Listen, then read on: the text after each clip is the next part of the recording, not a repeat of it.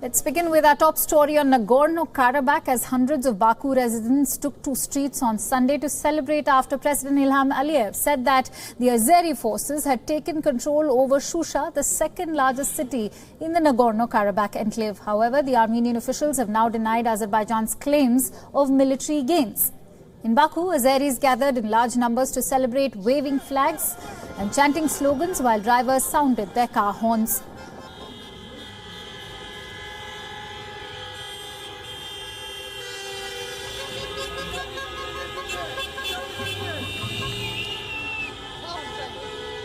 Which Armenians call Shushi, is of cultural and strategic importance to both sides and is located 15 kilometers south of the enclave's largest city of Stepanakert.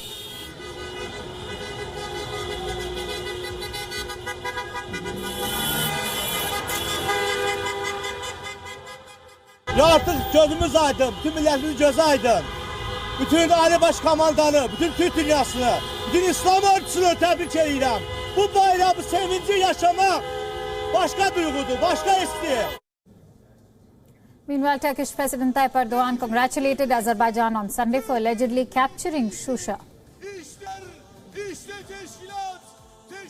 Şuşa'nın kurtuluşu, işgal altındaki toprakların kalan kısmının özgürlüğüne kavuşmasının yakın olduğunun da işaretidir. Bir kez daha kardeşim İlham Aliyev başta olmak üzere tüm Azerbaycanlı kardeşlerimizi şahsım, ailem, milletim adına tebrik ediyorum.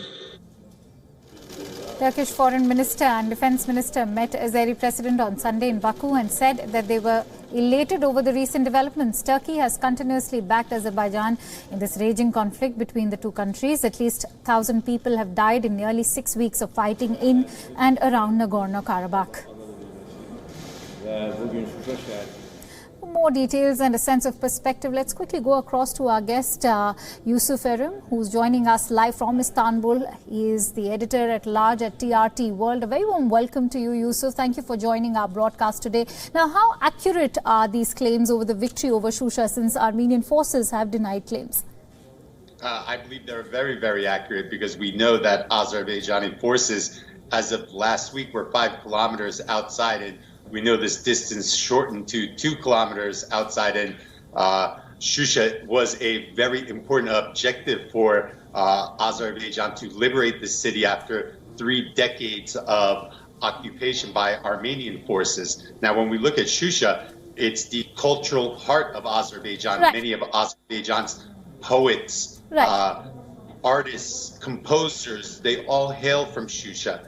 But when we look at Yes. Exactly. Since you're mentioning the cultural significance of the city, I'd like to ask you, why is this being seen as a major strategic victory for the Azeri forces? Well, when we look at, not only is it very important culturally, when we look at this from a military chessboard type of point of view, we see that Shusha is situated in a very important area. It's a vantage point. It's a highland. Very close to the Lachin Corridor. The Lachin Corridor is an area that allows Armenia proper access into the Nagorno-Karabakh region. So when Azerbaijani forces have taken back Shusha, they now have a bottleneck forcing and restricting Armenian supply lines to their troops on the front, which is making the situation very, very difficult for Armenia. Also, once Shusha is now completely taken and established, the Azerbaijani presence there is established, there can also be other military operations launched into Stepanakert as well, and other very important regions of Nagorno-Karabakh. So right. Shusha was a very hard task, and by taking it, now it has opened the door for many new military operations into very strategic and key Right. cities in Nagorno-Karabakh.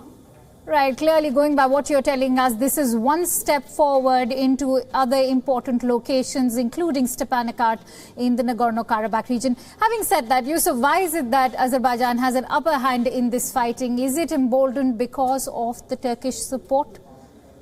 Well, first thing we have to remember that Azerbaijan already had a strong military. It was a big buyer of Turkish weapons, Israeli weapons, Russian weapons, And Azerbaijan's a rich country. They have a lot of natural gas. Their economy is very, very strong. So it has been able to update and modernize its military over the years. While Armenia, a much poorer country, is still fighting with many Soviet-era weapons. Turkey has also provided some military assistance to Azerbaijan by selling drones and allowing the use of its drones in the Nagorno-Karabakh conflict. So this has been a big game changer. Now, when we look at the Armenian side, when they started reheated this 30-year-old conflict, the Armenian leadership, most namely Prime Minister Pashinyan, he was probably expecting support from Moscow if things went bad. Right. But Moscow looks at Pashinyan, who has come closer and closer to the West, most namely France and the United States, and they're not very happy with the direction that he's taking Armenia. It's interesting, Yusuf, that you mentioned Moscow.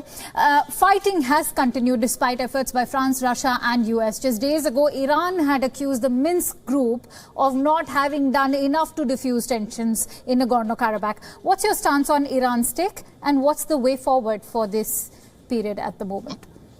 Well, the last thing Iran wants to see is conflict on its borders. Obviously, it's seen enough conflict on its borders from Iraq, and the conflict in Syria has obviously impacted it also. So it wants to see a peaceful resolution to Nagorno-Karabakh. But that doesn't change the fact that there are 4 UN Security Council resolutions saying that Armenian troops need to withdraw. So yes, the Minsk group has been very ineffective over the past 30 years regarding its management of the Nagorno-Karabakh conflict. And we're seeing Russia and Turkey now talking with each other, trying to bring about some type of ceasefire that will appease both Armenia and Azerbaijan. And most recent reports say that a ceasefire deal is in the works and could be negotiated in the coming weeks. And I think that the liberation of Shusha might actually support a diplomatic agreement now that Azerbaijan has taken back an important part of its territory. So we're going to have to follow this story very, very closely.